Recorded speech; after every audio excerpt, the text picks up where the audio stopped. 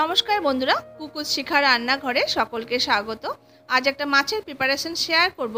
মাছের ঝোল ঝাল খেয়ে যখন আপনারা বোর হয়ে যাবেন তখন কিন্তু একটু মুখের টেস্টে বদলার জন্য এই রেসিপিটা ট্রাই করে দেখতে পারেন। ভীষণই টেস্টি খেতে হয় আর গরম গরম ভাতের সঙ্গে কিন্তু খেতে দুর্দান্ত লাগে, জাস্ট ফাটাফাটি লাগে খেতে, এতটাই টেস্টি খেতে হয়। আর খুবই কম সময়ে এই রান্নাটা তৈরি করে নেওয়া যায়। তো আমি এখানে 4 পিস মতো কাতলা মাছ নিয়ে নিয়েছি। এবার সামান্য একটু লবণ আর হলুদ দিয়ে খুব ভালো করে মাছটাকে ম্যারিনেট করে নেব। এইভাবে করে দেখুন লবণ আর হলুদটা ঘষে ঘষে মাছের গায়ে খুব ভালো করে দেখুন মাখিয়ে নিতে হবে। তো লবণ আর হলুদটা মাছের গায়ে খুব ভালো করে আমি ঘষে ঘষে লাগিয়ে নিলাম।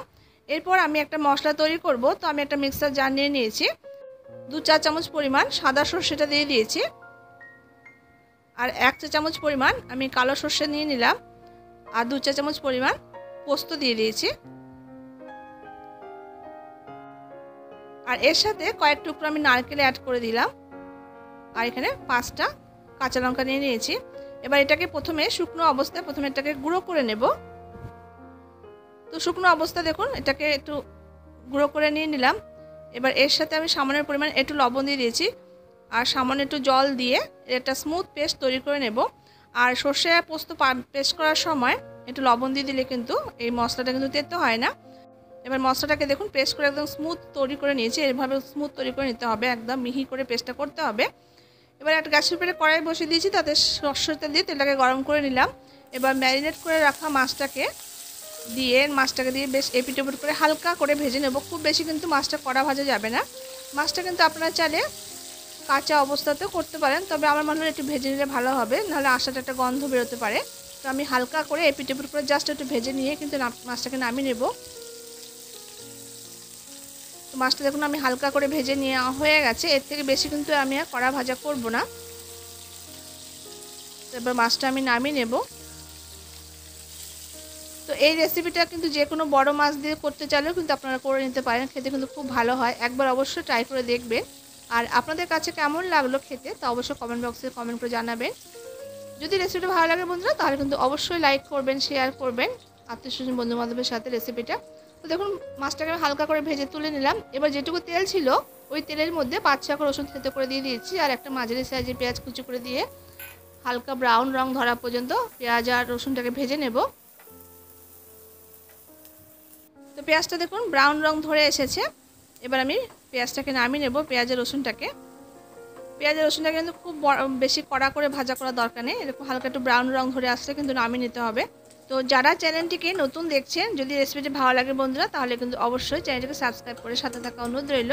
আমি এখানে নিত্য নতুন ঘরোয়া রেসিপিগুলো শেয়ার করে থাকি, আশা করছি আপনাদের ভালো লাগবে। তো পেঁয়াজ আর রসুনটা আমি নামিয়ে নিলাম। এবার একটা বাটির মধ্যে এই ভেজে রাখা পেঁয়াজ আর রসুনটা দিয়ে দিচ্ছি, আর যে মশলা পেস্টটা আমি তৈরি করে রেখেছিলাম সর্ষে পোস্ত, সেই মশলাটা আমি এর মধ্যে দিয়ে দিচ্ছি। আর মিক্সিতে যেহেতু একটু লেগে আছে মশলাটা, তো মিক্সিটা ধুয়ে সামান্য একটু জল এখানে দিয়ে দিলাম। আর এর সাথে আমি 4 টেবিলস্পুন পরিমাণ টক দইকে খুব ভালো করে আগে ফেটিয়ে নিতে হবে। টক দইটা দেওয়ার আগে কিন্তু সেই টক দইটা আমি দিয়ে দিলাম 4 টেবিলস্পুন পরিমাণ। এবার এর সাথে টেস্ট হিসাবে লবণটা দিয়ে দিলাম, সামান্য একটু হলুদের গুঁড়ো দিয়েছি, আর এখানে আমি 1 টিস্পুন মতো কাশ্মীরি লঙ্কা গুঁড়ো দিয়েছি। যেহেতু কাঁচা লঙ্কা পেস্ট করে আমি দিয়েছি মশলা পেস্টের সময়, তো জাস্ট কালারের জন্য কাশ্মীরি লঙ্কা গুঁড়ো অ্যাড করেছি। আর সামান্য একটু আমি চিনি অ্যাড করেছি, চিনিটা দিলে ভালো লাগবে, যেহেতু টক দই দিয়েছি চিনিটা অবশ্যই করে দিতে হবে। এবারে মশলাটাকে খুব ভালো করে চামচের সাহায্যে এইভাবে করে একদম গুলে নিতে হবে। তো মশলাটা খুব ভালো করে আমি গুলে নিলাম। এবার এখানে 2 টেবিলস্পুন পরিমাণ কাঁচা সর্ষেটা দিয়ে দিয়েছি। এবার কাঁচা সর্ষেটা দিয়ে খুব ভালো করে মশলার সঙ্গে একটু এভাবে করে চামচের সাহায্যে একটু গুলে নিলাম। এবার যে মাছগুলো আমি ভেজে রেখেছিলাম হালকা করে, সেই মাছগুলো এই মশলার সঙ্গে দিয়ে খুব ভালো করে এটাকে মাখিয়ে নিয়ে মিনিট 4-5 মতো একটু রেখে দেব, তাহলে মশলাগুলো মাছের মধ্যে খুব ভালো করে ঢুকে যাবে। তো দেখুন এইভাবে করে উল্টে পাল্টে মাছটার গায়ে মশলাটাকে খুব ভালো করে আমি মাখিয়ে নিলাম। এবার মিনিট 3-4 মতো আমি এটা ঢেকে রেখে দেবো। তো আমি মাছ ভাজার প্লেটে যেটুকু তেল ছিল সেই তেলটা আমি দিয়ে দিলাম। এবার গ্যাসের উপর কড়াইতে সামান্য দেখুন তেল রয়েছে। এবার ওই তেলের মধ্যে আমি এবার এই যে মশলার মাখানো মাছটা ঢেলে দিলাম, আর বাটিতে সামান্য মশলা লেগেছিল সেই বাটির সামান্য ধুয়ে একটু জল এখানে অ্যাড করে দিয়েছি। জল দেওয়া দরকার নেই, এটা কিন্তু গ্রেভি ধরনের রান্নাটা হবে। আর আমি 4টে কাঁচা লঙ্কা এখানে দিয়ে দিয়েছি। এবার একটা ঢাকা দিয়ে ফ্লেমটাকে লোতে দিয়ে মিনিট 7-8 মতো একটু রান্না করে নেব। এবার মিনিট 8 পর এবার আমি দেখে নেব।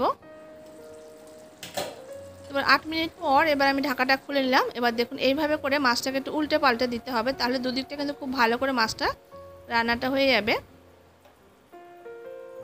আর এই মাছটা কিন্তু একটু সেদ্ধ মতো করে কিন্তু করতে হবে খুব ভালো করে, তো যাতে কাঁচা না থাকে। তো একটু টাইম দিয়ে লো ফ্লেম করে কিন্তু রান্নাটা করতে হবে। আবার আমি মিনিট 4-5 জন্য ঢাকা দিয়ে রেখে দিয়েছিলাম। এবার মিনিট 5 পর ঢাকাটা খুলে নিলাম। দেখুন রান্নাটা আমার একদম কমপ্লিট, আর উপর দেখুন তেল ভেসে উঠেছে।